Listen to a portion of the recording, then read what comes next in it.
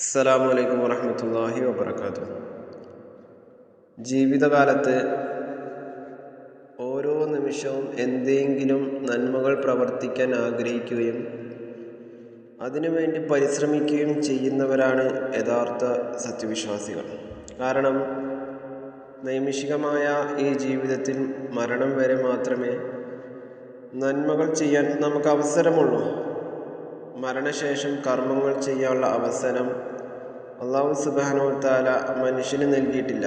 എന്നാൽ മനുഷ്യരുടെ മരണശേഷവും പ്രതിഫലം ലഭിക്കുന്ന ചില കർമ്മങ്ങളെക്കുറിച്ച് നബി സല്ലല്ലാഹു അലൈഹി വസല്ലം നമുക്ക് പഠിപ്പിച്ചു തന്നിട്ടുണ്ട്. ആ കർമ്മങ്ങൾ നമ്മുടെ ജീവിതത്തിൽ പ്രാവർത്തികമാക്കുകയാണ് നമ്മൾ ചെയ്യേണ്ടത് ജീവനുള്ള കാലത്ത്, അല്ലേ? എന്നാൽ എന്തറിയോ,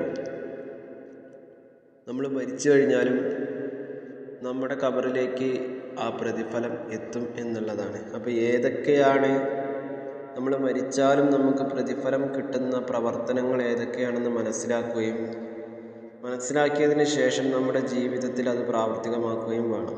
അല്ലാഹുവിൻ്റെ റസൂൽ പഠിപ്പിക്കുകയാണ്, മരിച്ചാലും നമുക്ക് പ്രതിഫലം കിട്ടുന്ന ഒന്നാമത്തെ കാര്യം പഠിപ്പിച്ചതും പ്രചരിച്ചതുമായ അറിവ്, അഥവാ ഇസ്ലാമികപരമായ അറിവ് നേടുകയും ജീവിതത്തിൽ പകർത്തുകയും ചെയ്യുന്നതോടൊപ്പം അത് മറ്റുള്ളവർക്ക് പകർന്നു കൊടുക്കുകയും ചെയ്യേണ്ടതാണ്. അഥവാ നമ്മൾ അള്ളാഹിൻ്റെ ദീന് പഠിച്ചതിന് ശേഷം അത് നമ്മുടെ ജീവിതത്തിൽ പ്രാവർത്തികമാക്കുക. ഒപ്പം ഈ പഠിച്ച കാര്യം, പ്രാവർത്തികമാക്കിയ കാര്യം മറ്റുള്ളവരിലേക്കും നമ്മളെ എത്തിച്ചു കൊടുക്കുക എന്നുള്ളത്, മറ്റുള്ളവർക്കും കൂടി നമ്മൾ പഠിപ്പിച്ചു കൊടുക്കുക.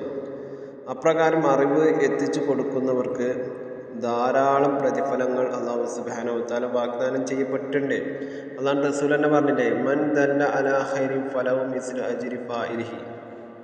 പ്രവാചകൻ പറയണേ, ആരെങ്കിലും ശ്രദ്ധിച്ച് മനസ്സിലാണ് കേട്ടോ, ആരെങ്കിലും ഒരാൾക്ക് ഒരു നന്മ കാണിച്ചു കൊടുത്താൽ അത് പ്രവർത്തിച്ചവന് ലഭിക്കുന്ന പ്രതിഫലത്തിന് സമാനമായ പ്രതിഫലം അവനും, അഥവാ അവന് സന്മാർഗം കാണിച്ചു കൊടുത്തവനും ലഭിക്കുന്നതാണ് എന്നുള്ളതാണ്. ണ്ടോ ഇനി മറ്റൊരു ഹദീസിൽ നമുക്ക് കാണാം, നബി സല്ലല്ലാഹു അലൈഹി വസല്ലം പറയാണ്, ആരെങ്കിലും ഒരാളെ ഒരു സൽപ്രവൃത്തിയിലേക്ക് ക്ഷണിച്ചാൽ ആ ക്ഷണം സ്വീകരിക്കുന്നവരുടെ പ്രതിഫലത്തിന് തുല്യമായ പ്രതിഫലം ക്ഷണിക്കുന്നവനും ലഭിക്കും.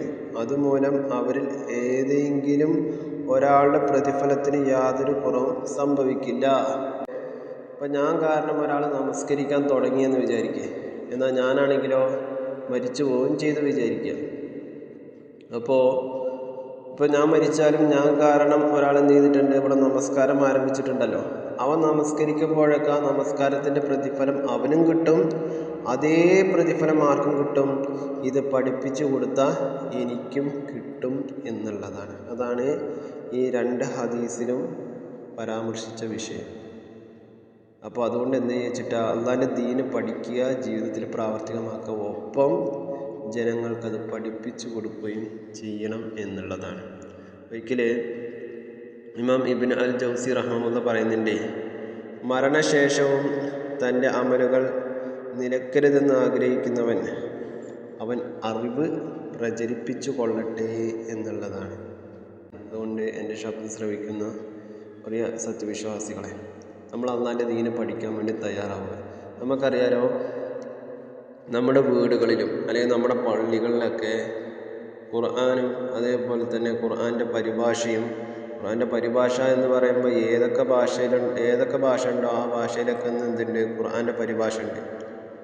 അതൊക്കെ ഒന്ന് എടുത്ത് വായിച്ച് ഖുർആനിൽ എന്താണ് പറയണത് എന്ന് നമ്മൾ ആദ്യം മനസ്സിലാക്കുക. നമ്മൾ ഈ ലാ ഇലാഹ ഇല്ലല്ലാഹ് എന്ന് കുറേ കാലമായിട്ട് പറയണം.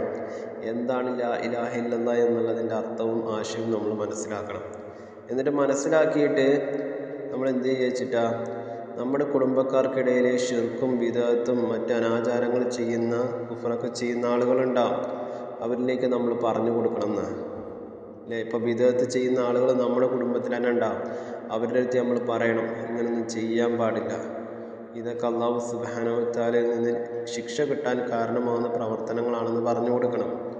അതേപോലെ തന്നെ ശിർക്കിനെ കുറിച്ചും പഠിപ്പിച്ചു കൊടുക്കണം. ഇപ്പോൾ ചില ആളുകളൊക്കെ അള്ളാഹിനെ വിളിച്ച് പ്രാർത്ഥിക്കേണ്ട നേരം വേറെ വല്ല മഖ്ലൂക്കിനെയും വിളിച്ച് പ്രാർത്ഥിക്കുന്നതൊക്കെ നമുക്ക് കാണാൻ സാധിക്കും, അല്ലേ? അതൊക്കെ തെറ്റാണെന്ന് പറഞ്ഞു കൊടുക്കാൻ നമുക്ക് സാധിക്കണം. കാരണം നമ്മൾ കാരണം ഒരു മനുഷ്യൻ നന്നായി കഴിഞ്ഞാൽ നമുക്കത് എന്നും ഒരു വല്ലാത്തൊരു മുതൽക്കൂട്ടായിരിക്കും. അതേപോലെ തന്നെ കുട്ടികൾക്ക് നമസ്കാരം കൊണ്ട് കൽപ്പിക്കുക. അങ്ങനെ നമ്മളാൽ കഴിയുന്ന നമ്മൾ പഠിച്ചിട്ട് ആത്മാർത്ഥമായി പഠിച്ചിട്ട് മറ്റുള്ളവരിലേക്ക് നമ്മൾ എത്തിക്കാൻ നമ്മൾ തയ്യാറാവണം എന്നുള്ളതാണ്. അപ്പോൾ അതുകൊണ്ട് ഈ പറഞ്ഞ പോലെ ദീന് പഠിക്കുക, അത് പ്രചരിപ്പിക്കുക. അത് നമ്മെ അനുഗ്രഹിക്കുമാറാവട്ടെ.